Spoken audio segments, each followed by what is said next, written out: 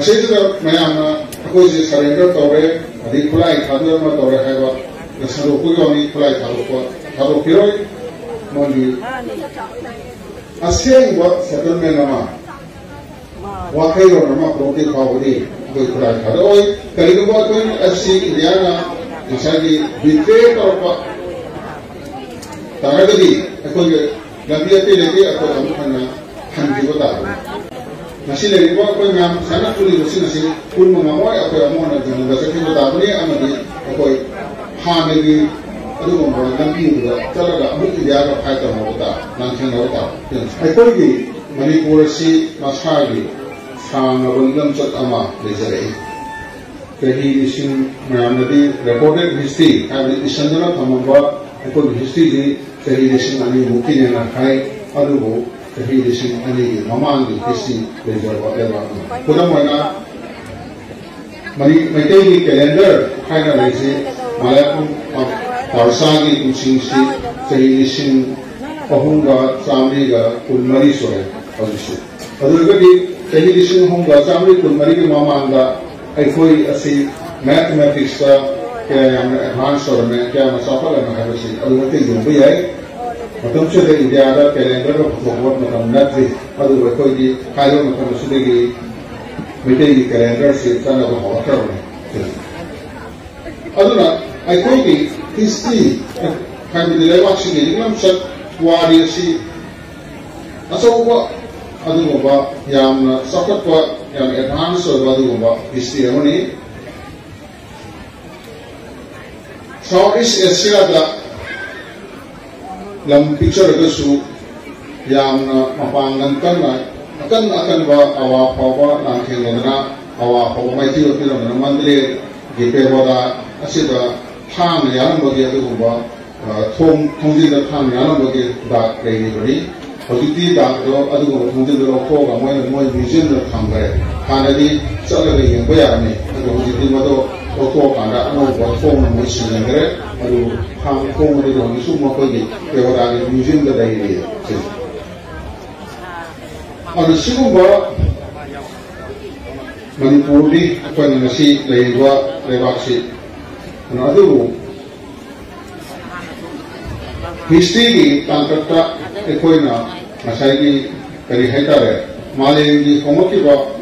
aduh bawa history ni jauh asida. Aikoi su kemo na lagi waktu nada bola masih ada loy na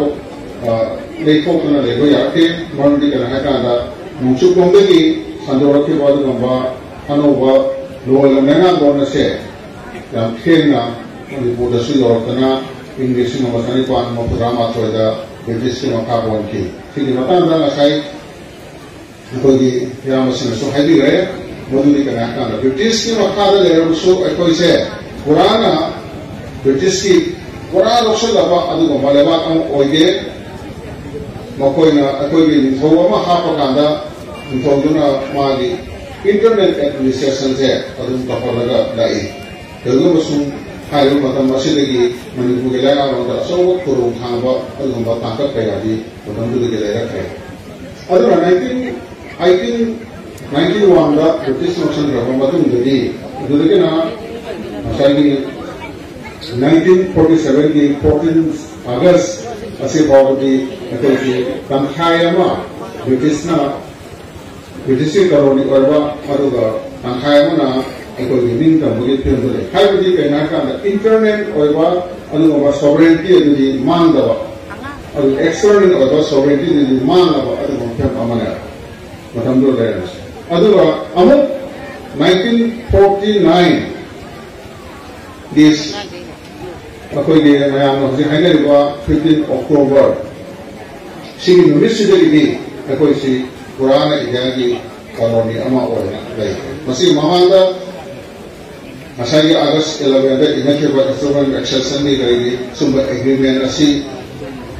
tahun lalu dah Manipur ni dari defense, currency, communication hari dalam mahu masih aku na India ada transport atau apa itu apa.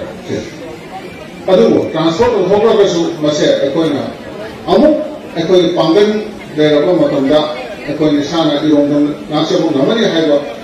ꯃꯇꯝꯗꯨꯗ ꯍꯥꯏꯔꯤꯕꯁꯤꯡꯁꯦ ꯑꯩꯈꯣꯏꯗ ꯑꯃꯨꯛ ꯍꯜꯂꯛꯄ ꯌꯥꯕ ꯑꯗꯨꯒꯨꯝꯕ agreement ꯑꯃꯅꯦ ꯑꯗꯨ ꯍꯥꯏꯔꯤꯕ ꯑꯦꯒ꯭ꯔꯤꯃꯦꯟꯁꯤꯡꯁꯤ ꯏꯟꯅꯔꯕ ꯃꯇꯨꯡꯁꯤꯗꯗꯤ ꯑꯩꯈꯣꯏꯅ ꯉꯁꯥꯏ ꯍꯥꯏꯈꯤꯕ ꯇꯧꯈꯤꯕ ꯑꯗꯨꯃꯥꯏꯅ ꯑꯩꯈꯣꯏꯒꯤ ꯑꯦꯛꯁꯇꯔꯅꯦꯜ ꯁꯣꯚꯔꯦꯟꯇꯤ ꯃꯥꯡꯈ꯭ꯔꯦ ꯑꯗꯨꯕꯨ ꯏꯟꯇꯔꯅꯦꯜ ꯁꯣꯚꯔꯦꯟꯇꯤꯗꯤ ꯂꯩꯔꯤꯑꯕ ꯑꯩꯈꯣꯏ ꯀꯔꯤꯒꯨꯝꯕ ꯑꯩꯈꯣꯏꯗ ꯏꯟꯇꯔꯅꯦꯜ ꯁꯣꯚꯔꯦꯟꯇꯤꯁꯤ ꯂꯩꯍꯜꯂꯝꯃꯕ ꯉꯁꯤ ꯍꯧꯖꯤꯛ ꯑꯩꯈꯣꯏꯒꯤ ꯃꯔꯛꯇ ꯏꯊꯅꯤꯛ ꯀꯟꯐ꯭ꯂꯤꯛ ꯂꯩꯔꯤꯕ ꯅꯥꯒꯥꯒꯤ ꯀꯨꯀꯤꯒꯤ ꯑꯇꯩ ꯑꯇꯩ ꯂꯩꯕ ꯃꯌꯥꯝꯁꯤꯡ ꯑꯁꯤ ꯑꯩꯈꯣꯏꯅ ꯉꯁꯤ ꯂꯩꯔꯤꯕ ꯐꯤꯜꯝꯁꯤꯡ ꯑꯁꯦ ꯃꯁꯤ ꯊꯣꯛꯑꯝꯗꯕ ꯌꯥꯏ ꯑꯗꯨꯕꯨ ꯉꯁꯥꯏꯒꯤ ꯃꯈꯣꯏꯅ ꯂꯧꯁꯤꯟꯈ꯭ꯔꯕ ꯏꯟꯗꯤꯌꯥꯒꯤ ꯃꯈꯥ ꯄꯣꯟꯈ꯭ꯔꯕ ꯃꯇꯨꯡꯗꯒꯤꯗꯤ ꯀꯩꯗꯧꯔꯦ ꯍꯥꯏ ꯀꯥꯟꯗ ꯑꯩꯈꯣꯏ ꯕ꯭ꯔꯤꯇꯤꯁ ꯃꯇꯝꯗ ꯁꯦꯝꯃꯝꯕ ꯑꯗꯨꯒꯨꯝꯕ ꯉꯁꯥꯏꯒꯤ ꯃꯥꯒꯤ ꯗꯤꯚꯥꯏꯠ ꯑꯦꯟड ꯄꯣꯂꯤꯁꯤ ꯃꯁꯤ ꯃꯌꯥꯝꯁꯤꯡꯁꯦ ꯏꯟꯗꯤꯌꯥꯅ ꯃꯄꯨꯡ ꯐꯥꯅ ꯑꯃꯨꯛ ꯏꯔꯣꯟ ꯍꯥꯞꯄꯛꯑꯦ ꯃꯁꯤꯅ ꯑꯗꯨꯅꯅꯤ ꯉꯁꯤ ꯑꯩꯈꯣꯏꯗ ꯉꯁꯥꯏꯒꯤ ꯅꯥꯒꯥꯒꯤ ꯑꯗꯒꯤ ꯀꯨꯀꯤꯒꯤ ꯀꯔꯤꯒꯤ ꯃꯌꯥꯝ ꯑꯃ ꯊꯣꯛꯑꯦꯕ ꯅꯥꯒꯥꯅ ꯃꯩꯇꯩꯒ ꯂꯩꯃꯤꯟꯅꯔꯣꯏ ꯍꯥꯏꯗꯅ ꯍꯥꯟꯅ ꯃꯌꯥꯝ ꯑꯃ ꯇꯧꯔꯝꯃꯦ ꯑꯗꯨ ꯍꯧꯖꯤꯛꯇꯤ ꯃꯣꯏꯁꯨ ꯌꯥꯔꯛꯇ꯭ꯔꯦ ꯃꯣꯏꯁꯨ ꯏꯎ ꯇꯔꯟ ꯇꯧꯕꯒꯤ ꯐꯤꯕꯝ ꯂꯥꯛꯑꯦ ꯀꯃꯥꯏꯅ ꯇꯧꯔꯦ ꯍꯥꯏꯕꯗꯤ ꯅꯠꯇꯦ ꯑꯗꯨ ꯑꯃꯨꯛꯁꯨ ꯀꯨꯀꯤꯅ ꯁꯣꯝꯗ ꯁꯦꯄꯔꯦꯠ ꯑꯦꯗꯃꯤꯅꯤꯁꯇ꯭ꯔꯦꯁꯟ ꯇꯥꯔꯛꯏꯕ ꯍꯥꯏꯔꯤꯕꯁꯤꯡ ꯑꯁꯤ ꯑꯩꯈꯣꯏꯅ ꯑꯩꯈꯣꯏꯒꯤ ꯏꯟꯇꯔꯅꯦꯜ ꯁꯣꯚꯔꯦꯟꯇꯤꯗꯨ ꯃꯥꯡꯈꯤꯕꯗꯒꯤ ꯊꯣꯛꯂꯛꯏ ꯑꯗꯨꯅ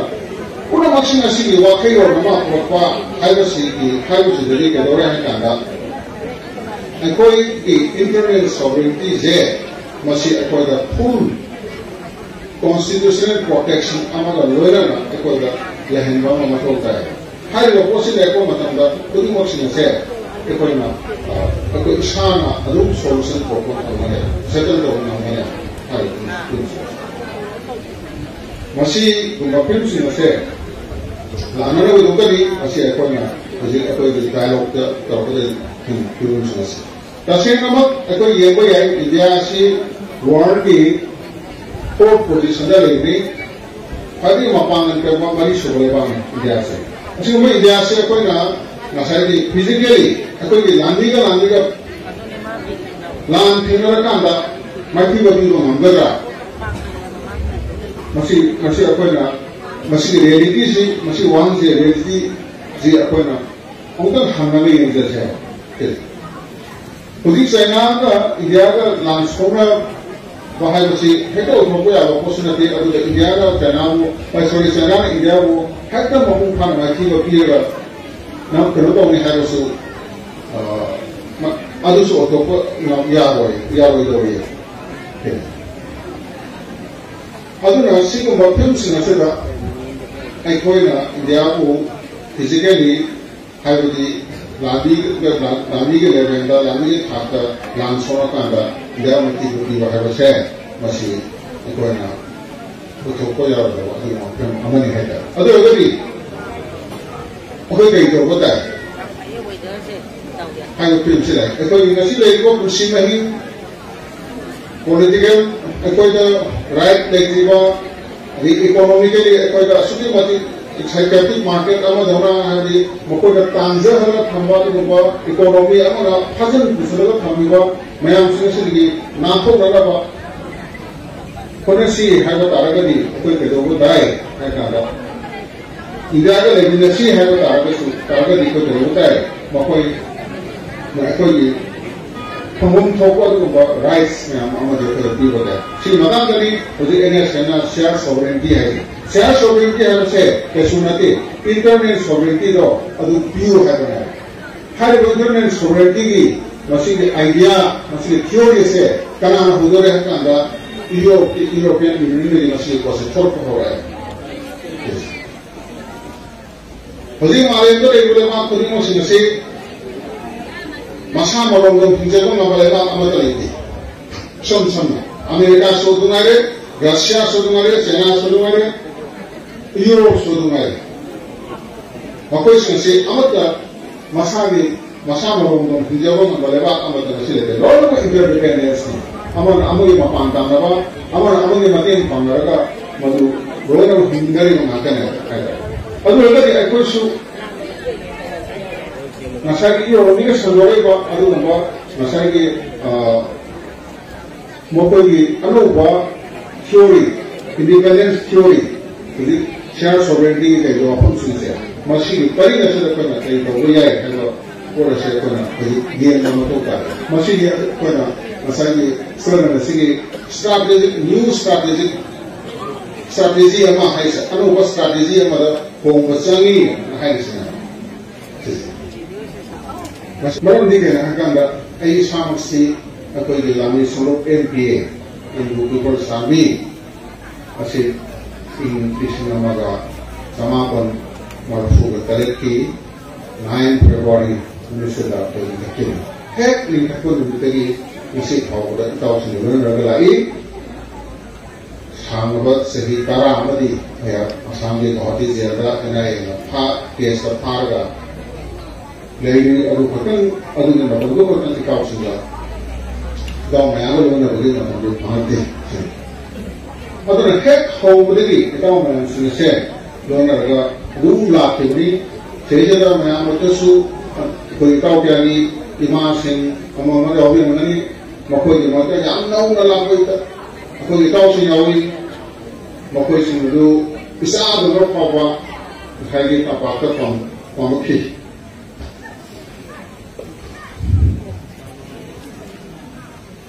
adu yona luna misina na re pa ado saya de kana sa ma ta mama kana sego na me kana letna yam sin sego unna apedu makoi ma fanga hika ka tam de ko na makide so na undi kana kanda ko ji ton ma fanga le ki lo di adige ko ji adu ma ma kara ga sengo de ha ji ko ma ta bu de ai ko ne le ko game sin da ta se sa sa ta ma na sa ka da ai ko party की हमारे कांग्रेसों की कांग्रेसों के सिंधा मतलब अपना hacker ताम ना मगर ऐसे लोग क्यों अदु नसीदी नसी अपन नसी क्यों तो लाभ देगी भी नसी समायना ऐसे यूं मनु में आने से तो अलग पूरा कांगा